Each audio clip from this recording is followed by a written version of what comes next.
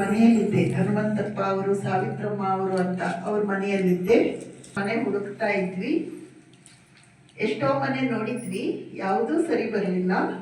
ಆಮೇಲೆ ಇಲ್ಲಿ ಈ ಮನೆ ಎದುರುಗಡೆ ಮನೆ ಇದೆಯಲ್ಲ, ಅಲ್ಲಿ ಆ ಮನೆ ಸರಿ ಹೋಯ್ತು. ಹೊರಗಡೆ ಅಂಗಳನೂ ಇದೆ, ಸತ್ಸಂಗ ಮಾಡಲಿಕ್ಕೆ ಸ್ಥಳ ಆಗುತ್ತೆ ಅಂತ ನಾವು ಆ ಮನೆಗೆ ಬಂದ್ವಿ. ಆವಾಗ ಬಂದಾಗಿನಿಂದ ನಮಗೆ ಶಾರದಮ್ಮ ಅವರು ಪರಿಚಯ.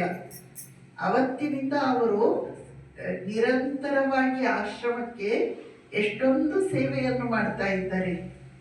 ಅಷ್ಟೇ ಅಲ್ಲ, ನಾವು ಇಲ್ಲಿ 4 ವರ್ಷ ಇದ್ದು ಆಮೇಲೆ ಅಲ್ಲಿ ವಾಸವಿ ಕಾಲನಿಯಲ್ಲಿ ಅಲ್ಲಿಗೆ ಹೋದ್ವಿ. ಅಲ್ಲಿಗೆ ಹೋದ್ಮೇಲೆ ಕೂಡ ಶಾರದಮ್ಮ ಅವರು ಬರೋದು ಬಿಡಲಿಲ್ಲ, ತಪ್ಪದೇ ಬರ್ತಿದ್ರು. ಅಷ್ಟೇ ಅಲ್ಲ, ತಮ್ಮಿಂದ ಎಷ್ಟು ಸಾಧ್ಯವೋ ಅಷ್ಟು ಸೇವೆಯನ್ನು ಮಾಡ್ತಾ ಇದ್ರು. ಆದ್ರೆ ತಮಾಷೆ ಏನು ಅಂದ್ರೆ, ನಾನು ಇಲ್ಲಿ ಎದುರುಗಡೆನೆ ಇದ್ರು ಒಂದ್ಸಲನೂ ಈ ಮನೆಯೊಳಗೆ ಬಂದಿರಲಿಲ್ಲ. 16 ವರ್ಷ ಆಗ್ತದೆ ಸತ್ಸಂಗಕ್ಕೆ ಅಂತ ಈ ಮನೆಯೊಳಗೆ ಬಂದಿದ್ದೇವೆ. ಅವರ ಕುರಿತಾಗಿ ಕೆಲವು ವಿಚಾರಗಳನ್ನು ನೋಡೋಣ.